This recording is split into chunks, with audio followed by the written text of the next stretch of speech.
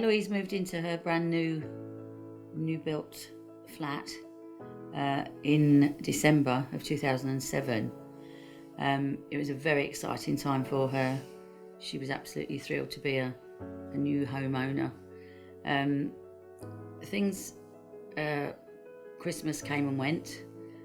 After Christmas, we went away on holiday, and when we got back, she was complaining of headaches and feeling nauseous and just very, very tired.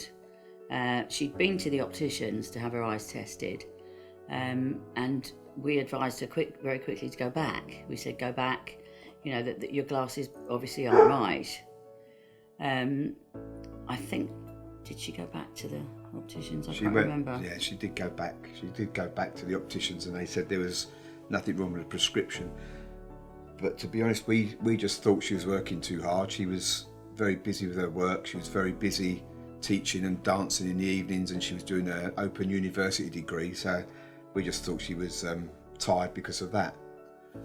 It wasn't until the February, which was the 27th of February, that 2008, that I think Sally Ann first thing in the morning got a phone call to say that she hadn't been to work that day. She hadn't turned up for work. She had appointments to go to, and one of the people. This was very unlike her. Yeah, it was very unlike. One of the people she had an appointment to see, she was a NVQ assessor at children's nurseries, had rung up to say that she hadn't turned up and hadn't phoned to say she wasn't going. So on check-in, they found that she hadn't been to any of her appointments that day. So eventually, having rung a few people, I think they phoned Sally Ann at work. They did. I got a call from her boss to say that she hadn't turned up to these appointments. I work literally over the road from where these flats were. So I completely just ran out of work. I ran over to the flats, immediately saw her car in the car park. So I thought she must be inside. She must be perhaps poorly. So I banged on the door. I couldn't get entry because there was an entry phone. I buzzed and buzzed and buzzed, and she wasn't answering. Luckily, a man came along, and I said, I'm trying to get in. My daughter's not turned up for work. I think she may be poorly. And he let me in. So I then got into the entrance and was banging on her front door. I couldn't get any answer. I couldn't hear anything. So I left. I came home. As I was driving home, I just got a horrible feeling something wasn't right. So when I got home, I called Alan. And then he sort of took it from there, didn't you? I was actually at work at the time, so I left work and I went to the flat and did it more or less exactly the same. And meanwhile, Sally Ann was at home. She rang a few friends to see if they'd heard from her during the course of the day, which none of them had. She was due to go out that night with a group of friends, and they'd all said, no, we haven't heard from her. And then I had to come home, basically because I had a phone. I was trying to ring so many people, my phone had died, so I came quickly home to charge it, and that's when I went back. And when I went back, Simon, who was a lodger at the time, who was staying with her, when I got back, his brother and his wife were also at the flat, because they'd obviously received phone calls from friends as well, trying to see if they'd seen Eloise, and they'd rung Simon's work to find out that he hadn't turned up for work that day either. So at that point, we was again phoning and trying to look through windows, and at one of the points, I can't remember exactly who, but we phoned one of their phones and we could hear it through the window, so we knew that the phone was inside.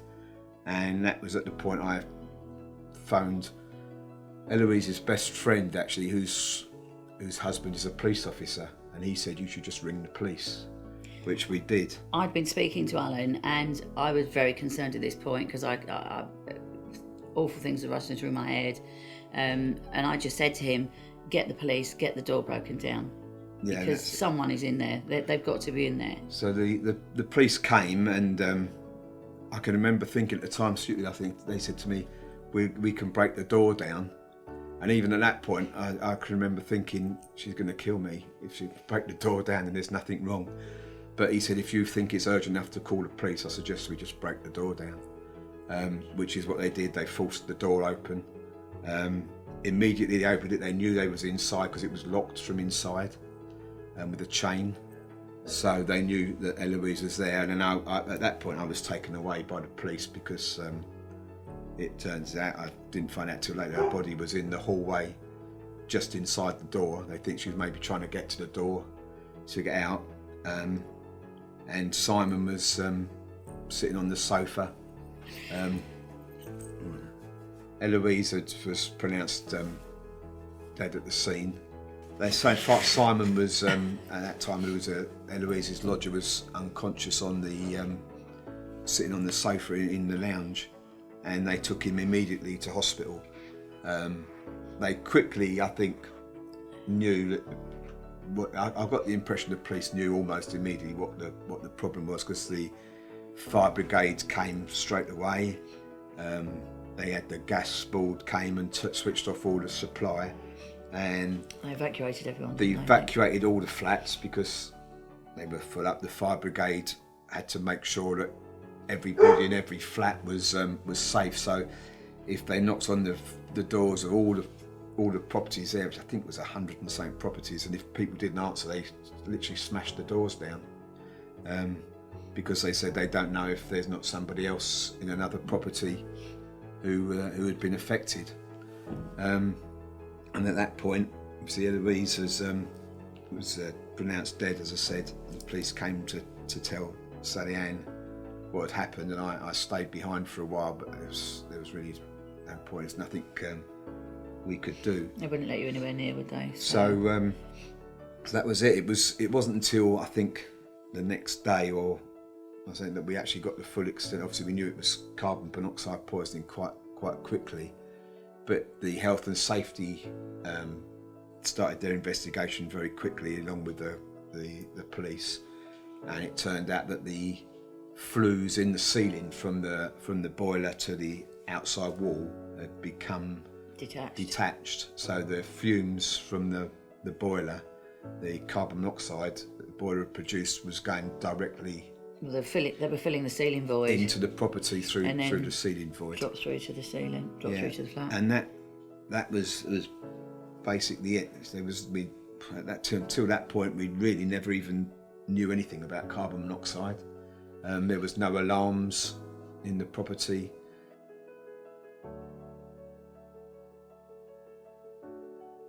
There's many things that people can do, and obviously there's the obvious ones that everyone knows, is to make sure that you have a carbon monoxide alarm.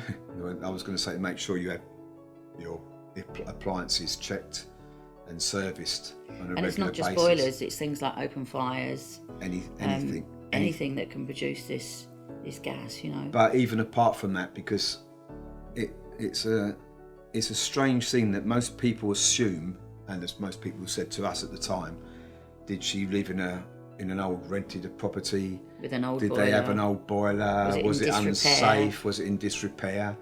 And we said no, it was brand spanking new. It came with safety certificate. It had safety certificate, and it still happens. So as much as getting everything checked and done properly and by properly registered people, the real thing that would have saved their lives would have been an alarm. A carbon monoxide alarm. And since that event, my friends, my families, our families, our work colleagues, they've all gone out and bought carbon monoxide alarms, which is absolutely wonderful. And the thing about the carbon monoxide alarms, everyone has them in their homes, which is brilliant. But take them on holiday. You know, if you're going away, if you've got sons, daughters, family members travelling, pop one in the case.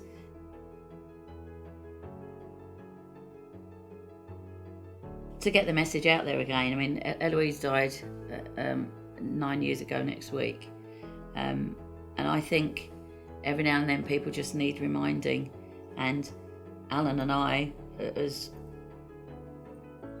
parents and people that have gone through this situation, can do that to a certain extent. But if you're on board with someone like Project Shout, they can hit such a wider area. What's the word?